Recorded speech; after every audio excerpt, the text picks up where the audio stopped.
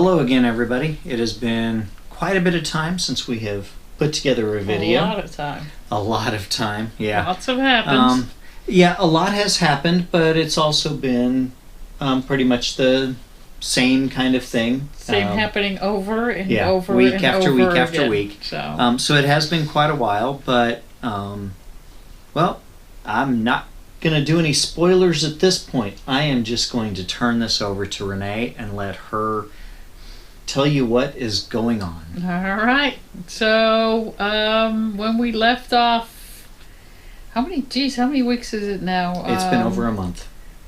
More than a month. Yeah, because yeah, we've done over a month. When we done the last video, I was just doing the first Taxol. It's been a good 2 months. Yeah, more than 2 months. Yeah. So 10 weeks. So sorry. I'm sorry. I mean, things just took off. We moved houses, so we're closing on our old house, which is good news. So, but let's stay with the cancer treatment here. So when we last left you, I had just gotten the radiation bomb of, hey, you need radiation. You will get the mastectomy, but then after that, you will just be walking around without boobs for a couple of months, and then we'll talk about reconstruction. So that was quite a bomb, not something that I expected. And it's so, your state of mind while on chemo, I can't stress that enough, is just so important. Your frame of mind to be positive, and that just kind of threw me into a spin. So I had just had number 1 and number 2 through I think 6. I started kind of going downhill. Didn't feel too good the entire week, because Taxol is weekly. I would have that feverish feeling if you have a flu, and every single joint hurts. I had that. My heart was racing. I started having some pretty bad hot flashes as well. Just be soaking wet all of a sudden. And the one thing that's always kept me motivated, couldn't keep me motivated anymore. I struggled to get to work. I was struggling to get up in the morning, and didn't really feel like going to work. But in the end, to me, if I were to stay one day and let myself go down that slippery slope, I knew I was going to go slowly but surely more and more down that slippery slope. So I never really allowed myself to go down that. Good things always come, and good friends always come along at the right time, it seems, with me. A buddy of mine who also had cancer was involved with some other cancer support groups, and he actually connected me at my kind of lowest point to Here for the Girls group. And I will put a link to their webpage right here somewhere. Right here somewhere. So wherever, somewhere around here. It's a group of young women under 51 who were diagnosed with breast cancer. And it's been absolutely amazing meeting all these ladies, hearing their stories, because they are already like way farther than me. Some of them are 3 to 5 years out. So they've gone through the chemo, the reconstruction. They've already walked the path that I'm still walking today, and they just great advice. I mean, yes, doctors do tell you a lot. They just don't tell you everything. Not sure if they could tell you everything because they don't know how your body's going to react to chemo. Right. So, it's a online group on Facebook, and they have a couple of pages on Facebook. So, anyways, I mean, everybody has different treatments, but when you have something, you just pose it to the group and go like, "Hey, did anybody have such and such?" And you get all these ladies chipping in and letting you know what they've done to counteract the issue, or what helped, what didn't help. So it's been really, really great.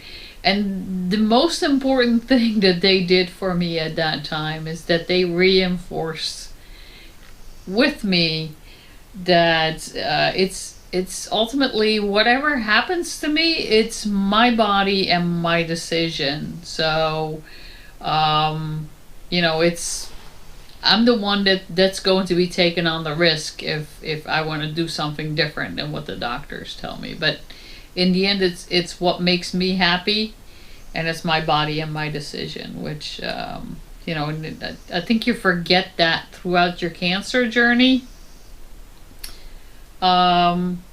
Because everything's coming at you, and it's just so easy sometimes to just hand over the wheel. Who's saying that? Carrie Underwood. Mm-hmm. Just hand over that wheel and just let somebody else drive you, no matter if you like to go there or not. So it just, like I said, it just helped me take control back. So as I said, I mean, Taxol 1 through 5 went pretty good. Blood level started to tank. My fingers started to hurt, which I kind of mistaked for neuropathy. So after number 5, we were already kind of started to, because neuropathy can be permanent. Neuropathy is, you get tingling in your fingers, or you lose feeling whatsoever, and it could be as bad as some people can't even button up a shirt anymore. So you do not want to handicap somebody by giving them chemo. So blood levels started to tank, fingers were hurting, my nails started to turn a little bit yellow, and I was tired all the time. I was coming home from work at like 6 o'clock at night and eating and going pretty much straight to bed. It was like I worked and I slept and I ate, and that was it. All my joints were hurting. I felt like I have a fever, although I didn't have one. The bad taste from the AC was gone, which was wonderful. But really didn't have any taste whatsoever. My stomach was always slightly raw, constantly burpy. It's still pretty rough on your GI tract.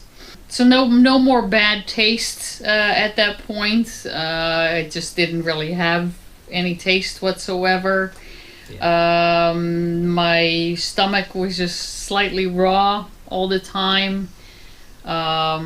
Just burpy, and just it wasn't really nauseous. It just felt raw whenever I ate. So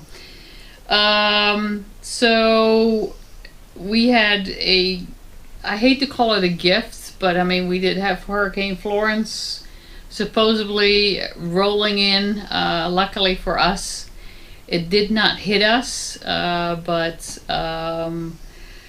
everything shut down here in Newport News. So Kitty wants to come over and say hi. I promised some folks that I would show them the kitty cat. Come here, Netsy. Ah. No? No, Kitty doesn't want to come over. Come here. Oh, yeah. Say hi to the camera. This is Nuts and Fluts. Huh. Yeah. Say hi. Say hi. Yeah. She's like, No. I'm not doing it. Only on my terms. So anyways, I got a week off, which was absolutely it did so much amazing stuff for me. Just that one week. Reinvigorating. I mean, I jumped right back up to from where we started right before the chemo. We had some friends coming over, and we hung out with them that evening.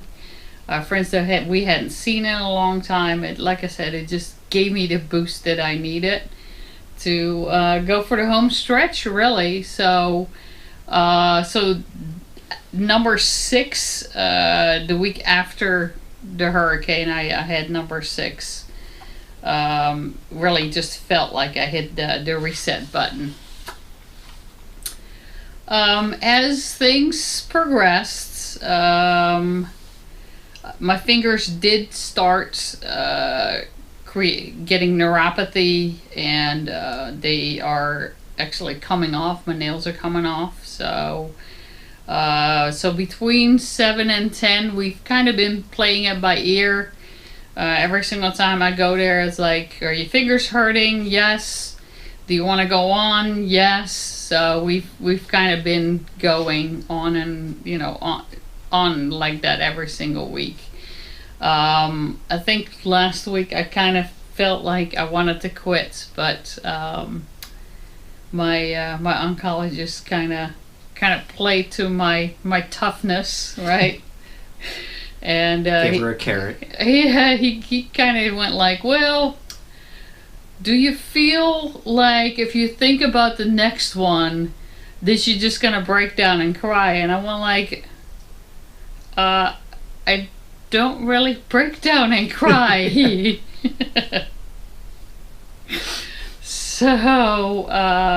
So he talked me into at least one more, which is number 10, which is what we did last week. 80%.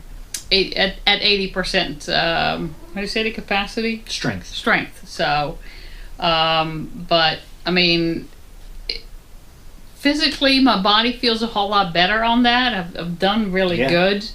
Even my friends commented that, my eyes are shining and I look like I'm normal again, because they saw me kind of tanking downhill. But the neuropathy in my fingers, it's feeling extremely numb right now. So I like to do a lot of hobbies. I like to do things. So I'm just really afraid that that's going to be permanent, and that I can't enjoy what I like to do anymore. He did mention that, as we said earlier, that after a certain point, it's kind of an insurance policy, really. Icing on the cake. Icing on the cake. And a cherry on top. There you go. And he said that, what was it, 1/3? Yeah. 1/3 usually doesn't make it to the full 12. So I feel pretty good about where we're at right now. Again, everything, and that was already before we even started on the Taxol, is that the lymph nodes is totally gone. My breast is like really soft and is no longer, doesn't have any big old lumps in it. So I feel like everything's gone. Of course, the MRI and PET scan will show what's really going to be going on. We're going to have that on the 9th, right? Right. So yeah, that's basically where we're at. We have surgery scheduled on the 7th of December. We're gonna do another video on what's gonna happen with the surgery and still some of the struggles that I'm having with my current doctors, the surgeon, the plastic surgeon, the radiologist that I went and saw. How I'm kind of struggling with the whole juggling between the on-base care, the off-base care, and nobody's really truly talking to each other, and I'm Yeah. playing carrier pigeon, and how I kind of feel like nobody's really on the same page, and one and one doesn't make two, and that some of that just doesn't work for me, because some of the arguments that some people are making, or one says yes we can't easily do this, and then the other one goes no we can't, so it's nobody's really on the same page. And every single time you have to talk to somebody, you have to make an appointment. So you gotta wait, make an appointment, and then this one says this, and then you have to go talk to the other one, and then that one says this, and then you ultimately want to go back to this first one and go like, well, he said this, so what are you gonna say now? To Leo's point, we just want to grab them all by the scruff of the neck, plant them all in one room, and go like, let's hash it out, and in front of each other. So That is one of the most frustrating parts of all of it right now, is the different stories. yeah, and I don't know how it is off base, if the doctors do talk to each other there, but if you have so many specialists treating you for this one thing, you would think that you would have one person that is the leader of the pack, the conductor, Yeah. that ultimately just gathers all the information. So, and I don't know if that's the way it happens off base, but I honestly don't know how you can effectively treat somebody as a team if you're not acting as a team. So that's my biggest pet peeve at this point. Yeah. So yeah, I think that's all we want to convey right now. It's kind of the end of the chemo, and then Right. then we'll talk a little bit more about some of the options, or the options that I want, but we're actually trying to work out with some of the folks out there. So Yeah. So, like she said, she had treatment 80% last week. We've got an appointment with the doctor this Thursday on her normal treatment day, but that's going to be just should be a short meeting with the doctor, and then I'm hoping we'll at least have some pictures. I'm hoping to get some video when she goes in to ring out. So the last part of this video, what should be coming up, what you should be seeing very shortly here, is her ringing out that she is done with her chemo treatment. You are going to ring this bell nice and loud. Let everyone hear it.